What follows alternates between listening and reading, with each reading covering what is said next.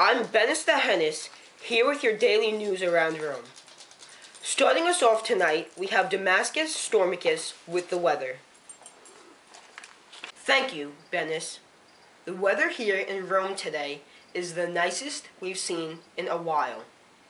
For the rest of the work week and into Saturday, we will be experiencing nice clear skies. We will be experiencing a nice cool LX degrees for the next IV days and a pleasant LXV degrees on Saturday, which, I might add, is perfect for the chariot race around the Colosseum. I know I, personally, am rooting for the undefeated champ, Diocles. Now back to you, Benis.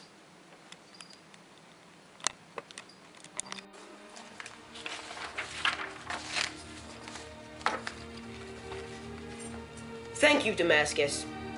Now moving on to our next story. Next week is the 50th anniversary of Julius Caesar's death, so there will be celebrations all around the empire for remembrance. There will be gladiator battles, animal fights, and feasts. The biggest event will be held on Wednesday, when the Colosseum will be filled with water from the pipes underneath, so there can be a ship battle.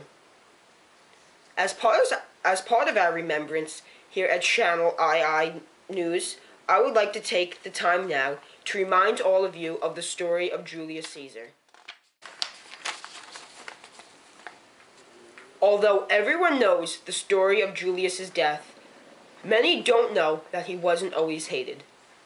Shortly after losing his job as consul, Caesar sought out Crassus and Pompey to cut a deal with them in which the three of them would rule the empire together.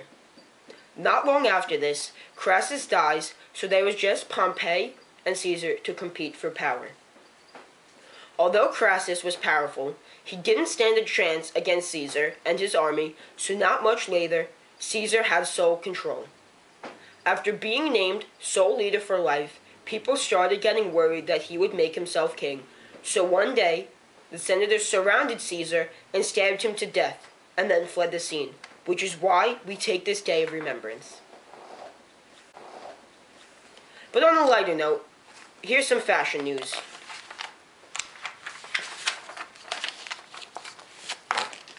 Last night, at an exclusive press conference, famous designer Marcus Togas of Phoenicia discussed an upcoming line of brand new togas. Although there are no specifics yet, it is rumored that there will be a white toga for plebeians, a white with purple trim toga for senators, and an all-purple tunic for the emperor and the members of his family. Some of the fabrics will include silk, cotton, and wool. The grand piece will be a stola, or a fancy fur-length tunic trimmed with leather and fur. Oh, What's this?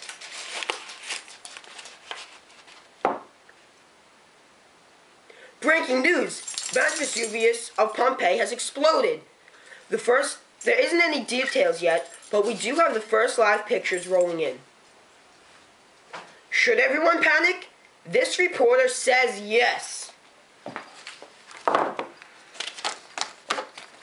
Boy, I hope all of them are okay. Now for some traffic. Today, on the Appian Way, a car being pulled by II donkeys had an accident with a Roman senator.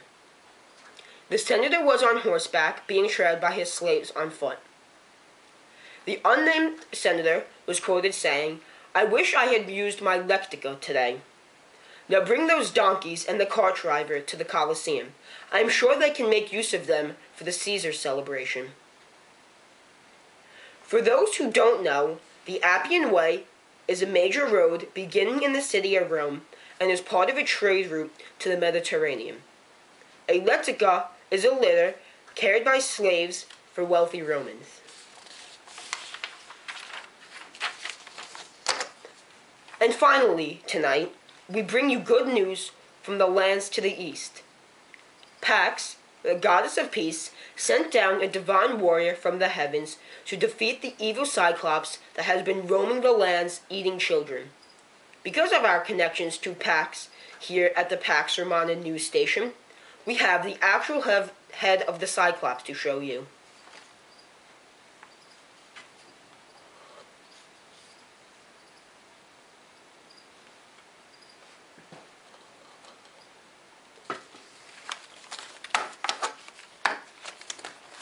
From everyone here at the channel II news station,